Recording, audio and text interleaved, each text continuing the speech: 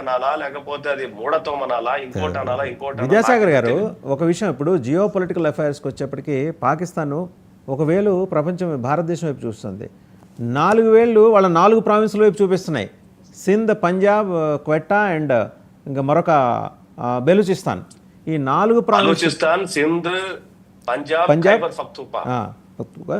ఈ 4గిట్లో ఆ 2 బెలూచిస్తాన్ అండ్ రెండోది కూడా వెరీ సెన్సిటివ్. అక్కడ వాళ్ళ సైనికులు వెళ్ళటానికి భయపడుతున్నారండి.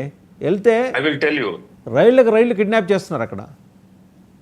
చెప్తాను. ఇప్పుడు బలూచ్ లో ఇప్పుడు ఇందాక మీరు పాకిస్తాన్ అన్నారు, ఒకవేళ మన వైపు చూపిస్తుందని.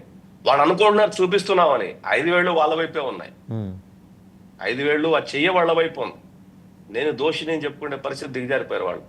ఇప్పుడు బలూచిస్తాన్ అన్నది పాకిస్తాన్ లో 60% ఆఫ్ ది ల్యాండ్ ఉన్నటువంటి ఏరియా అది. అక్కడ తెగ ఏంటంటే Baloch. Even though they're Muslims, ఆ తెగ వేరు, బలూచ్ తెగ అది. అక్కడ ఉన్నటువంటి మినరల్స్, మైన్స్, వాటిని చాలా రకమైనటువంటి విలువైన ఖనిజ సంపదను దోచుకోవడానికి పాకిస్తాన్ 1948 నాట్ 1947, 1948 లో అక్రమంగా ఆక్రమించుకున్నటువంటి ప్రదేశం అది.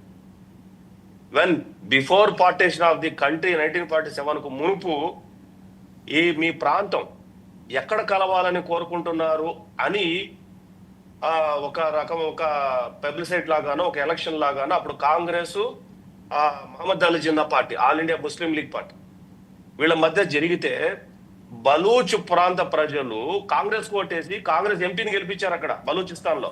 Okay, not only Balochistan, Khyber పఖ్తూన్ఖ్వాలో కూడా.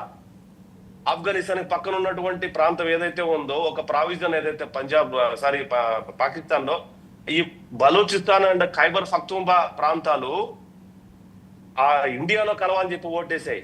అదే టైంలో కాశ్మీర్ కూడా ఇండియాలో కలవాలని చెప్పి ఓటేసింది. ఒక్క సింధ్ ఏరియాలో పంజాబ్ కూడా ఇండియాలో కలవాలనుకుని ఓటేసింది. అంటే అఫ్ కోర్స్ పార్టీషన్ కొంత పార్ట్ పంజాబ్ పాకిస్తాన్ లోకి వెళ్ళింది. సింధు పర్ఫెక్ట్ గా పాకిస్తాన్ కావాలని కోరుకున్నది సింధు ప్రాంతం. ఇప్పుడు హైదరాబాద్, ఇప్పుడున్న ప్రస్తుతం మన తెలంగాణలో ఉన్నటువంటి ప్రాంతం అప్పుడు పాకిస్తాన్ లో కలవాలని చెప్పి ఓటేసారు. So all put together comes ఏంటంటే బలూచిస్తాన్ అనేది ఈ రోజు ఇండియాతో కలవాలనుకోలేదు. 70 ఏళ్ల ముందు ఇండియాలో కలవాలనుకుంది. ఖైబర్ పఖ్తూన్ఖ్వా 70 ఏళ్ల ముందు ఇండియాలో కలవాలనుకునింది. సో ఇక్కడ ఏంటంటే బలూచిస్తాన్ లో బలవంతంగా పాకిస్తాన్ రాజ్యాంగాన్ని అమలు పరచాలనుకుంటే అక్కడ తిరుగుబాటు జరిగితే అక్కడ ఆడవాళ్లను 1800 మందిని రేప్ చేసి చంపేశారు. ఏ మానవ హక్కుల గురించి మాట్లాడతాడు ఈ దేశంలో? మాట్లాడేటువంటి మానవ హక్కుల గురించి మాట్లాడే వెధవలు ఎవడన్నా ఉంటే, బలూచిస్తాన్ లో ఆడవాళ్ళు జరిగినటువంటి 1800 మందికి రేప్ జరిగితే ఆ రేప్ అయిన మహిళలకు న్యాయం జరగడం, చంపేస్తే శవాలు కూడా దొరకకుండా చేశారు. అట్లాంటిగా బలూచిస్తాన్ లో బలూచి తీవ్రవాదుల పేరు మీద అర్ధరాత్రిలో పోలీసులు దూరి ఎంతో మంది యువకుల్ని, ఎంతో మంది యంగ్స్టర్స్ ని వాళ్ళని తీసుకొని పోతే వాళ్ళు ఎక్కడున్నారో తెలియదు ఇప్పటి వరకు. దాదాపు 2600 మంది. ఈ 2600 మందికి సంబంధించిన కుటుంబాలు ఇస్లామాబాద్ లో పార్లమెంట్ కి ఎదురుగా ఈ పూటకి కూడా డేరాలు వేసుకొని వాళ్ళు ఫోటోలు పెట్టి, ఆ ఫోటోలు మా పిల్లలు ఎక్కడున్నారు చెప్పండి, చచ్చిపోతే మా కనీస సవాళ్ళని అప్పగించండి అని చెప్పేసి ఈ పూట కూడా ఇస్లామాబాద్ లో వాళ్ళు డేరాలు వేసుకొని కూర్చొని ఉంటారు. ఖైబర్ పఖ్తూన్ఖ్వా ఆ ఏరియా ఏదైతే ఉందో ఆఫ్ఘనిస్తాన్ కి బోర్డర్ ఏరియాలో ఫక్తూ అనే తెగ ఒకటి ఉంటుంది. వాళ్ళు even the Muslims, they are not Sunnis, they are not Shias. Pakhtun అనే తెగ ఎక్కడ ఉంది? మాక్సిమం ఆఫ్ఘనిస్తాన్ లో ఉంటది. వై టీటీపీ, తెహరీకే తాలిబాన్ పాకిస్తాన్ ఎందుకు టీటీపీ ఎందుకు దాడి చేస్తుంది ఖైబర్ పఖ్తూన్ఖ్వాలో? ఎందుకు పోస్టులు ధ్వంసం చేసి తరిమేసింది పాకిస్తాన్ ఆర్మీని రీసెంట్ గా? అంటే ఈ పఖ్తూన్ తెగ ఏదైతే ఉందో అది యునైటెడ్ గా ఉండాలి అనేది మెజారిటీ పాపులేషన్ ఎక్కడైతే ఉందో ఆఫ్ఘనిస్తాన్ లో, ఆఫ్ఘనిస్తాన్ కి సంబంధించినటువంటి వాళ్ళు మాకు ఈ ప్రాంతం ఇచ్చేయండి అని వాళ్ళు అక్కడ తరుముతున్నారు. అంటే ఇక్కడ చూడండి, అక్కడ బలూచ్ లో ఖనిజాలకు వీటికి అంతా కూడా అక్రమంగా ఆ ప్రాంతాన్ని ఆక్రమించుకొని అక్కడ ఉన్నారు. చైనాతో డబ్బు తీసుకొని పిఓకేలో సిల్క్ రోడ్ అని చెప్పి వేసి అక్కడి నుంచి పంజాబ్ ప్రావిన్స్, అక్కడి నుంచి సింధు తీసుకొచ్చి గ్వాదర్ పోర్ట్ వరకు తీసుకొని వచ్చారు. గ్వాదర్ పోర్ట్ ఎక్కడ ఉంది? ఇక్కడ బలూచిస్తాన్ లో ఉంది.